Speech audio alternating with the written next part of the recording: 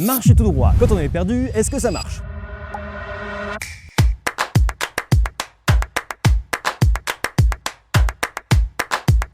On s'est forcément dit en étant petit que si on était perdu, on pourrait marcher tout droit et on pourrait se retrouver. En 2009, Jan Souman se pose la même question que nous. Il prend différents volontaires qui l'amènent dans le désert et les fait marcher durant plusieurs durées. Évidemment, sans GPS, avec seulement un seul maître mot, marcher tout droit. Et figure-toi qu'au bout de la 15e minute seulement, la problématique se pose déjà.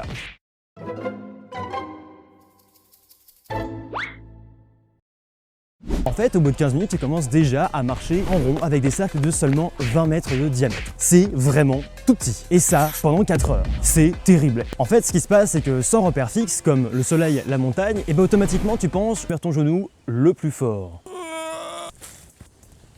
Parce que tu as forcément un côté dominant. Et ça, c'est imperceptiblement que ça se passe. Et le pire, c'est que tu jurerais d'avancer tout droit. Tu sens même pas que tu tournes parce que ton cerveau, il corrige automatiquement.